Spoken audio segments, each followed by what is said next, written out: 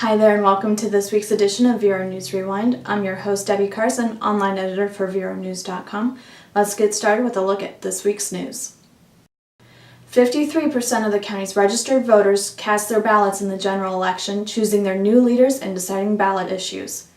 In Vero Beach, no incumbents will be returning to the dais. Tracy Carroll, Craig Fletcher, Jay Kramer, and Pilar Turner will join Brian Hetty on the council. In Sebastian, Mayor Richard Gilmore and Vice Mayor Jim Hill will rejoin the council for another 2-year term. And County Commissioners Peter O'Brien and Joe Flesher have been returned to their seats. Jeff Pegler edged out a win over Kimberly Kaitan to fill one open seat on the school board. Voters throughout the county also approved giving their local governments and the county commission permission to offer property tax freezes for businesses that bring in new jobs. They also approved increasing property taxes to generate more than $3 million for the school district.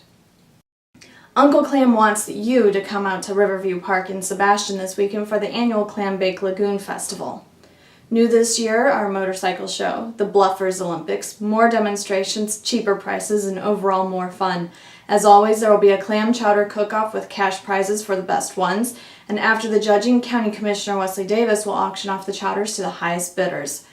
Admission and parking are free. The food and drinks and other refreshments will be available for a new, lower price. The festival runs today through Sunday.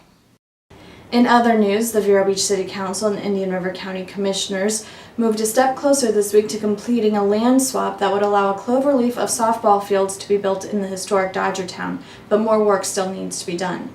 Both sides are in general agreement that a swap of land would give the county 12 acres of property to the south of Holman Stadium, where the ball fields would be constructed. In exchange, the city would get 9.5 acres to the west of the stadium. And the GoLine bus hub at the old county administration building could be on the move after the Vero Beach City Council voted 4-1 to direct the county to relocate the station. The move came after more than 6 months of complaints from the residents of Vero Beach's original town neighborhood.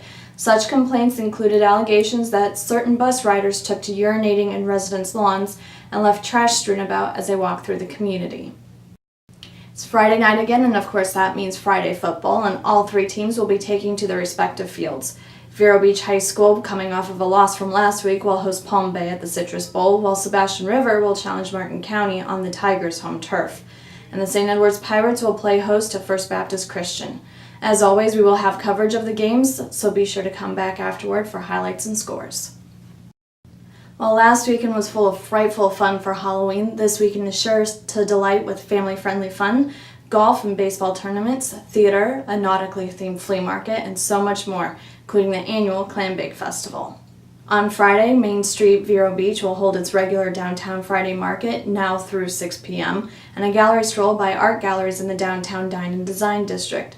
Youth Guidance will hold its 2010 Masters of the King of the Hill tournament, senior division, and the Ashley Gang is returning to play country, jazz, and traditional folk music at the North County Library Coffee House. And on Saturday, the Grand Harbor Golf Club will host the Dollars for Scholars Golf Classic, and the biggest beach walk in the world will take place. Volunteers around the state will celebrate 825 miles of Florida beaches with a one-day walk showing the world through photos from every mile that Florida's beaches are as wonderful as ever. There will be a medieval-themed children's art fair at the Indian River Charter High School, and medieval attire is encouraged. And Every Dream Has a Price will hold its annual Old-Fashioned Family Fun Day and Field of Dreams Celebrity vs. Government softball game at the Vero Beach Sports Village. On both Saturday and Sunday, the Rotary Club of Vero Beach will hold its inaugural nautical flea market at Riverside Park. Riverside Children's Theater will present Oscar Wilde's classic tale, The Happy Prince, and the Humane Society is getting a jump on the holiday season with pet photos with Santa paws to benefit the shelter. And on Sunday, the GFWC Treasure Coast Women's Volunteer Recognition Reception will recognize outstanding volunteers of local nonprofits, and the Vero Beach High School Performing Arts program will present a Little Nightmare Music Orchestra concert. And all weekend long, Sebastian will host the Clambake and Lagoon Festival at Riverview Park. As always, more information about these and other events can be found on our community calendar. Well, that's it for us this week, so be sure to send us your news by emailing newstips@veronews.com. Follow us on Twitter and friend us on Facebook. Till next time, have a great week and take care.